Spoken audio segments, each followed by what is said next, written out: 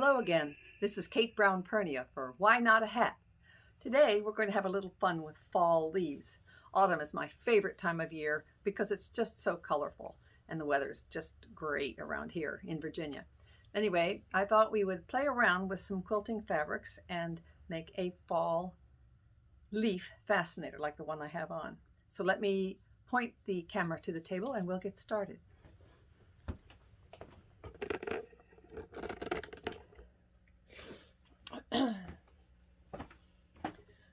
This is the basic idea. You want a fabric leaf with a wire in it so that you can shape it, and it's going to go on a headband like this little wire headband that I taught in my prior video, Wire to Fascinator. So if you haven't seen that one, it's by far my most popular one. If you haven't seen that, take a look at it so you can learn how to make a headband that will fit your head. It's very light and it makes a great little base for all kinds of fascinators. What we'll do is make leaves and then use bias strips to match the headband to form the leaves onto the headband. So let's get started on making leaves first. I'm going to take my fascinator off. We're going to start with a simple shape. This is a sweet little leaf that I found. Actually, it's an anomaly. I've got it upside down. Here we go. It's this way. Most of the leaves on this tree were oval, but this little one had a little mutation that made the end of the leaf pointed, and I thought that was kind of interesting. So I picked that one up and used it as a pattern. This is not paper. It is a piece of steam-a-seam too, which I've shown you before, but I will show you again. It's this great stuff. It's a piece of fusible web that's sandwiched between two pieces of paper. You can draw your pattern right on it, like I did here, and then peel and work with it. So here's what we're going to do. I'm going to take the top layer, or one of the layers. Let's see. You want to peel the paper off the web, which can be a little tricky, but here we go. Okay, so this is save your paper because that makes a good pattern. You're going to put the sticky side down on your fabric in an interesting way. I chose this fabric because it has so many different striations and colors in there. Now, once it's stuck there, you can use your scissors to cut out just the fabric, try not to get the steam-a-seam because paper will dull your sewing scissors.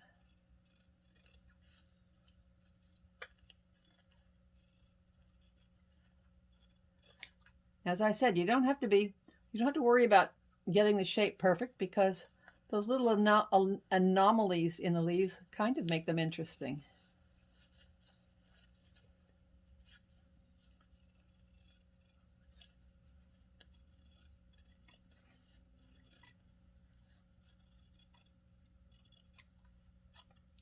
I first did this video with this oak leaf and it took forever to cut around all those edges, so I thought I would make quick work of it by doing a simpler leaf for the video.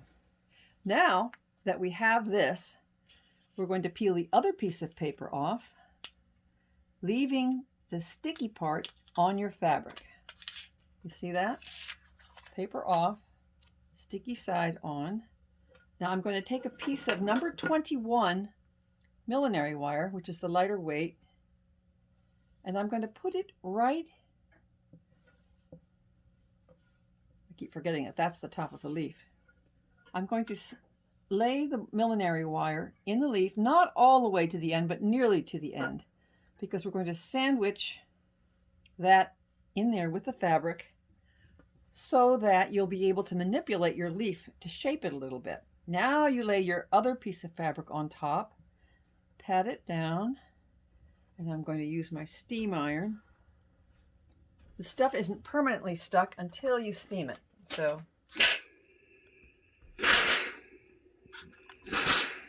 careful not to steam your hand. I'm going to flip it over and steam it again.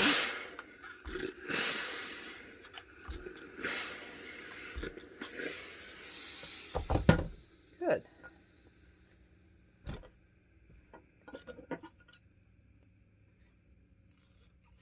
Now you cut away the rest of the fabric.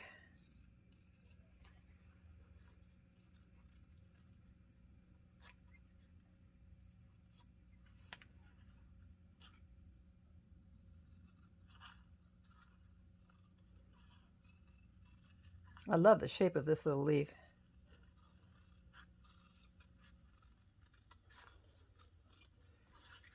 Got some tape stuck on my hand there.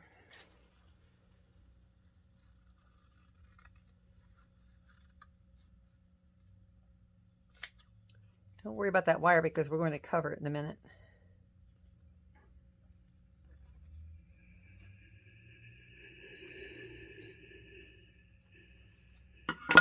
Other scissors.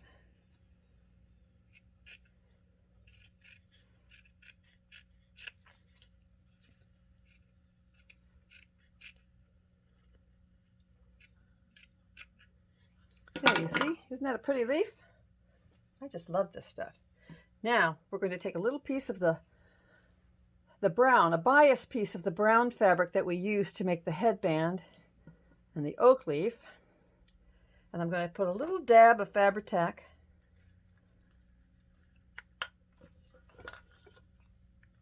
right at the top, at the end of the leaf here. A little bit goes a long way there. And you're just going to wrap, like we did when we made the headband, we're going to wrap the 1/2 inch bias strip of fabric around the stem of the leaf. I'm going to take my little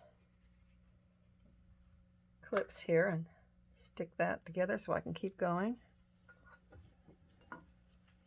You want to sort of pull it on the bias as you go so that it'll wrap snugly.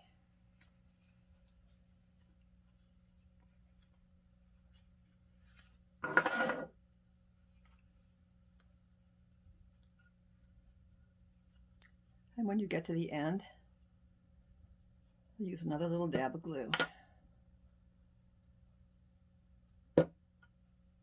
Keep your glue covered because it dries out quickly, and when that happens, you get glue that's so gummy it's impossible to work with. I used to buy the large size of these things, but then they ended up drying up so badly that I would lose half the glue. So now I buy the small size, even though it's not as economical as buying a larger quantity.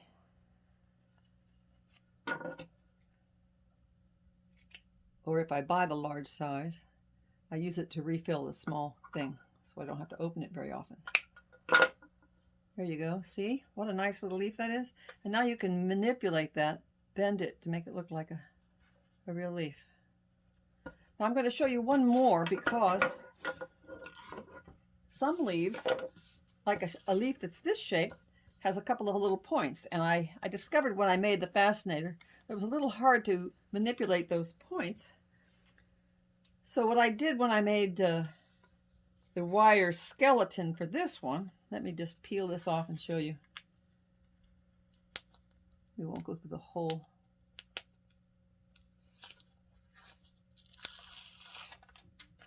Stick this on. Use your fingers to press it down. I'm going to flip my iron. And then again, peel off that extra piece of paper, leaving the fusible web on there. There we go. So there, you can see it's on there. Now, what I've done this time is I've taken the 21-inch millinery wire and I've twisted a couple of pieces of 30 gauge tie wire, which you can get in any craft store, just so that I can point those towards the points of the leaves to give them a little ability to manipulate. We'll see how this works. I've not done this yet. We're experimenting, and of course the wire doesn't want to stick on there. Oh, here we go. Almost. Let me bend it. That works. Now I'm going to put my other fabric on top and press this into place.